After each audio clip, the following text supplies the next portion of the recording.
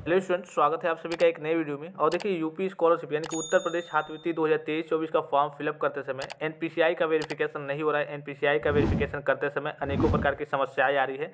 तो ये समस्या क्यों आ रही है, इसका समाधान क्या है, इस वीडियो में इसी के बारे में बात करेंगे। वीडियो को थोड़ा सा ध्यान से देखेंगे, सारी चीज़ों को समझ लेंगे। अगर आपके सामने भी इस प्रकार की समस्या आ रही है तो जैसे कि अगर मान लीजिए कि आप यूपी स्कॉलरशिप का फॉर्म फिलअप करने जा रहे होंगे, एनपीसीआई के वेरिफिकेशन में जा रहे होंगे, तो यहाँ पे आपको दिखा रहा होगा कि status not received from NPCI server. Check date आपको दिखा देगा जिस डेट में आप फॉर्म को फिलअप कर रहे होंगे। और यहाँ पे चेक एनपीसीआई स्टेटस पे जब आप क्लिक करेंगे, जैसे आपको क्लिक करना होता है, इस पर क्लिक करेंगे तो अगर आपका ऑटोमेटिकली यानी कि सारी चीज़ें सही होंगी, व्यवस्थित होंगी, तो ये डायरेक्टली हो जाता है। ठीक है, अगर आप प्रीवियस वीडियो यानी कि रेगुलर इस चैनल पर वीडियो देखते होंगे तो जैसे कि मैंने आपको कई बच्चों का फॉर्म फिलअप करके दिखाया था। हालांकि ये जो देखिए एनपीसीआई का जो ऑप्शन ऐड किया गया है और डिजी लॉकर वेरिफिकेशन का, चूंकि अगर आप रिन्यूअल कर रहे होंगे तो हो सकता है आपके में डिजी लॉकर वेरिफिकेशन ना आए, वो जो फ्रेश बच्चे फॉर्म फिलअप कर रहे हैं उनमें भी आ रहा है। कई सारे ऑप्शन कई बच्चों में आ रहे हैं, कई सारे ऑप्शन कई बच्चों में नहीं आ रहे हैं। जैसे बैंक की बात करें तो कुछ बच्चों में बैंक के ऑप्शन आएंगे, कुछ बच्चों में नहीं आएंगे। तो जिन बच्चों में बैंक के ऑप्शन नहीं आएंगे उनके में मेंशन हो जाएगा कि हाँ, आपका पैसा डायरेक्टली आधार कार्ड की सहायता से भेज दिया जाएगा, जो आधार कार्ड से आपका बैंक अकाउंट लिंक होगा और एनपीसीआई से मैप्ड होगा। तो ठीक है, इसमें आपको घबराने की जरूरत नहीं है। अब देखिए, कुछ बच्चों का मैंने जब फॉर्म फिलअप किया तो यहाँ पे जो एनपीसीआई वाली समस्या है, जिसे काफ़ी सारे बच्चों के सामने इस बार आ रही है, तो कुछ बच्चों का जो पहले से अब जो ये रूल लगा है एनपीसीआई वाला, ये 1-2 साल पहले ही लग गया है। लेकिन पहले आपका ऑफिशियल वेबसाइट पे जब फॉर्म भरते समय आपका वेरिफिकेशन नहीं होता था, बस ये कहा जाता था कि आप बैंक से जाकर के केवाईसी वगैरह कंप्लीट कराए रहिए, आपकी सारी चीज़ें, मतलब जब आपका पैसा भेजा जाएगा तो चला जाएगा, अगर आपका एनपीसीआई से मैप्ड नहीं रहेगा तो नहीं जाएगा।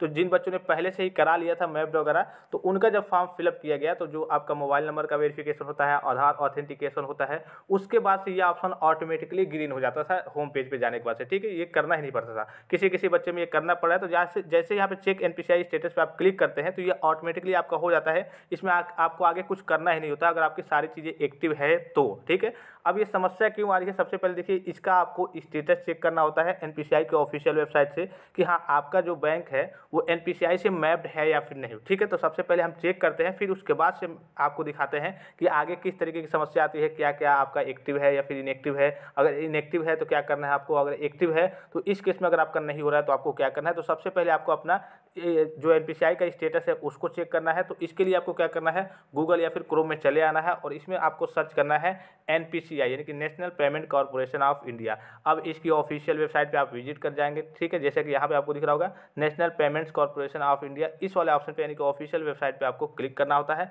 जैसे इस पर क्लिक करेंगे आपके सामने इस प्रकार का कुछ इंटरफेस ओपन होकर आएगा। यहाँ पे कई सारे ऑप्शन आपको दिख जाएंगे। तो इसी में एक ऑप्शन दिख जाएगा प्रोडक्ट कंज्यूमर मीडिया। ठीक है, तो यहाँ पे कंज्यूमर वाले ऑप्शन पे आपको क्लिक करना होता है। जैसे इस पर क्लिक करेंगे, यहाँ पे देखिए UPI complaint, other product complaint, ATM locator, कई सारे ऑप्शन यहाँ पे दिख जाएंगे। ठीक है, तो एक नीचे यहाँ पे ऑप्शन दिख जाएगा आपको भारत आधार सीडिंग इनेबल BASC। ठीक है, इस वाले ऑप्शन पे आपको क्लिक करना होता है। अब जैसे इस पे क्लिक करेंगे तो आपके सामने कुछ इस प्रकार का इंटरफेस रिडायरेक्ट होकर के आएगा। थोड़ा सा आपको वेट करना है यहाँ पे। अब यहाँ पे आपको अपना आधार नंबर फिलअप करना है। ठीक है, ये जो कैप्चा दिख रहा होगा इसको यहाँ पे फिलअप करना है और फिर यहाँ पे चेक स्टेटस के ऑप्शन पे क्लिक करना है। चलिए सारी चीज़ें फिलअप करके मैं क्लिक करके फिर आगे आपको दिखाता हूँ।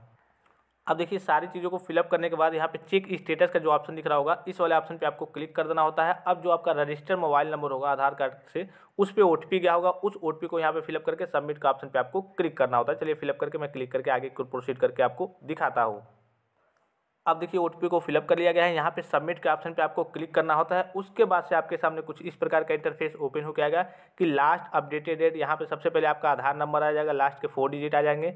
मैपिंग स्टेटस, ये आपका एक्टिव दिखाना ही दिखाना चाहिए। अगर इनएक्टिव दिखा रहा है या फिर डिजेबल दिखा रहा है तो इस केस में आपको बैंक से जाकर के तत्काल कह लीजिए कि आपको एनपीसीआई से मैप्ड कराना होगा। कह देंगे कि इसे एनपीसीआई से मैप्ड कर दीजिए या फिर केवाईसी कर दीजिए। तो आपके थंब का इंप्रेशन लगता है, एक फॉर्म अगर आपको मिलता है उसको बैंक में ही सबमिट करना होता है। नॉर्मल सा प्रोसेस होता है। ठीक है, लास्ट अपडेटेड डेट दिखा देगा 30/6/2022 इनका दिखा रहा है। आपका हो सकता है 2023 में आपने कराया होगा, वो दिखाएगा। अब देखिए, यहाँ पे आपके सारी चीज़ यहाँ पे इसी तरीके से दिखाएंगे। ठीक है, अब मान लीजिए कि आपका यहाँ पे मान लीजिए सपोज कीजिए कि आपका एक्टिव भी दिखा रहा है, इसके बाद भी आपके एनपीसीआई में समस्या आ रही है। तो इसमें देखिए आपको क्या करना है, मान लीजिए कि आपने हो सकता है कि एक दिन 2-4 दिन पहले कराया होगा एनपीसीआई से मैप्ड या फिर 10 दिन पहले कराया होगा। तो इस तरीके से समस्या आ सकती है। जब एक बार फिर से वेबसाइट अपडेट होता है, यूपी स्कॉलरशिप का वेबसाइट अपडेट हो जाता है, तो ऑटोमेटिकली फिर से सारी चीज़ें मैनेज हो जाती है। इसलिए कि आपने मान लीजिए कि पहले नहीं कराया था, अब तत्काल में आपने कराया है, तो इस प्रकार की समस्या आपके सामने आ सकती है। तो इसके लिए आपको थोड़ा सा धैर्य बनाए रखना है, जैसे फिर से वेबसाइट वगैरह अपडेट होता है, और आपको कोशिश करना है, कभी कभी वेबसाइट में यूपी स्कॉलरशिप की वेबसाइट में भी सर्वर की समस्या रहती है, तो आपको कोशिश करना है कि जब भी आप स्कॉलरशिप का फॉर्म फिलअप करेंगे नाइट में फिलअप करेंगे, इसलिए कि कहीं की बात करें, जितने भी साइबर कैफे वाले होते हैं या फिर जहाँ भी की बात करें, अधिकतर वो दिन में ही फिलअप करते हैं, तो दिन में काफ़ी ज़्यादा कह लीजिए वेबसाइट पर लोड रहता है, सर्वर की भी समस्या रहती है, कई सारे इशू आ जाते हैं, ठीक है। कभी कभी कह लिए कि एरर की समस्या आ जाती है, तो आपको रात में ही कह लिए कि स्कॉलरशिप का फॉर्म का कह लिए कि ये जो एनपीसीआई का वेरिफिकेशन है, इसको ज़्यादातर मतलब मेरा जहाँ तक मानना है, ज़्यादातर आप कोशिश करेंगे कि रात में, इसलिए दिन में कभी कभी तो ये होता है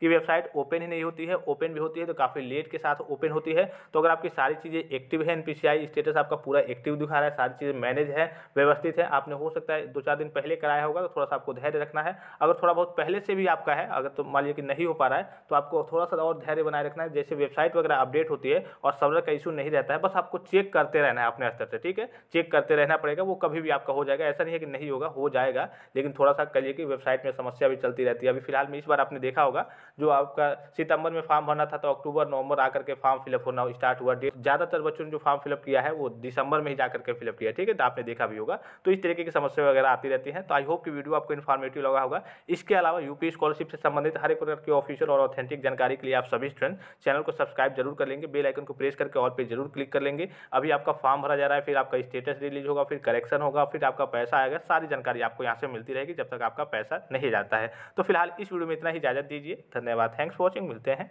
नेक्स्ट वीडियो में।